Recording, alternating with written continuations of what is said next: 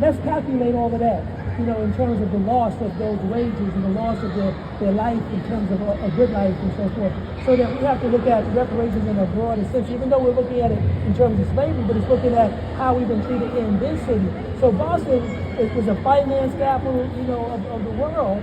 And as Mike said, they were benefiting, from what was happening within the slave states, even though the people were more liberal around that. But we're talking about equity. We're talking about a fair distribution of resources, that we can have a decent life. So, the question around, Boston, in this slavery early, whatever, that doesn't deal with the kind of racism, because I know folks who try to go to South Boston High School and politicians that were paying students to go in things to throw rocks at them.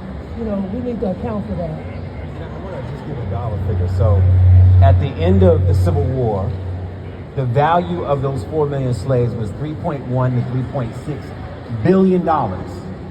We're talking 19th century dollars, right? We're not talking Build Back Better, right? Present day dollars. Think about the value of their service, their work, their slavery at $3.1 to $3.6 billion. We made this country wealthy. I think it's somewhere 70% of what they produce in the South went overseas. So we can't have this conversation. I'd be remiss if I didn't say this about our being comfortable with where we are and celebrating sort of the progress. There's a term Dr. Geronimus coined called weathering. Weathering, she used the term of fertility.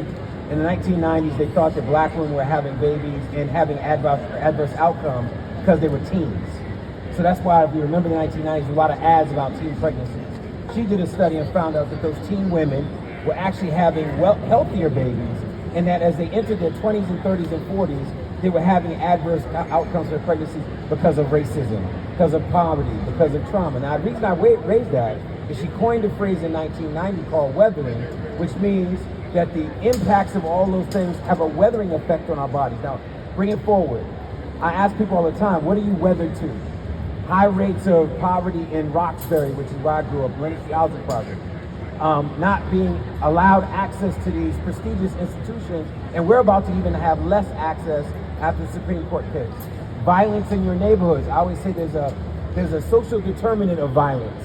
There's a reason why we kill each other. There's a reason why we pick up guns. And by the way, Irish did it, Italians did it, Russians did it, Bosnians did it. It's not just black people, it's social determinants. Poverty, is being denied access, it's being taught to hate yourself. All of this we need to unpack, and then we need to move that conversation of reparations forward. Dr. Scott, thinking about Boston and what it could possibly be culpable for. Boston is the first city to declare African slavery as legal. Let's not forget that. We're talking about 1640 here.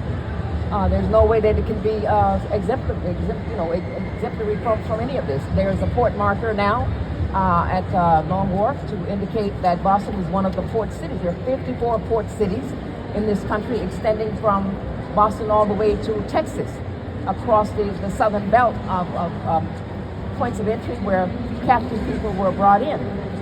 It's implicated. It was one of the places that sent out the first slave ship once the British and the North American colonies got involved in the transatlantic trafficking. Boston was the place that the ships came out of. It was the last stop on that triangle that left from Liverpool and went to West Africa, then into Barbados in the Caribbean, and then to Boston. In fact, this is how we get Philly Sweetly, because of the ships that came around and left off people in all of these different islands. Once they finished dropping off people at Barbados and other places, they had what they call refuse left on the ship. That ship came back to Boston. On that ship was Philly Sweetly.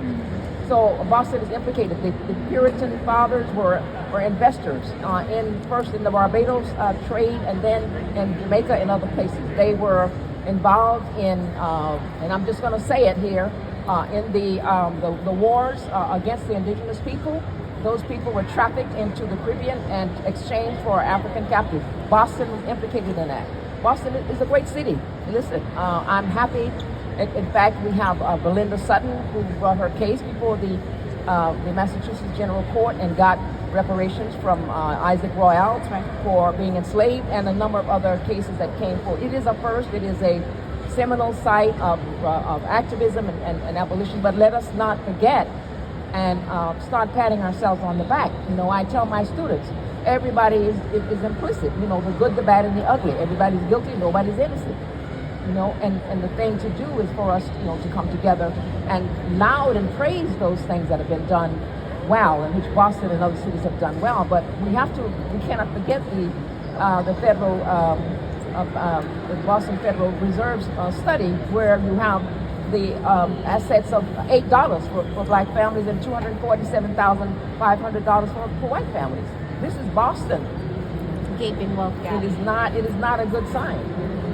If you're just joining us, we're broadcasting from GBH News booth at the 114th NAACP convention in the city of Boston. I'm Soraya Wintersmith for GBH News, the exclusive public media partner for the convention. And we're talking about the future of civil rights and reparations with Michael Curry, President and CEO of the Mass League of Community Health Centers. He's also a member of the National NAACP's Board of Directors. Dr. Anthony Vandermeer, Senior Lecturer of Africana Studies at UMass Boston, and Dr. Joyce Hope Scott, Clinical Professor of African American and Black Diaspora Studies at Boston University. Over the last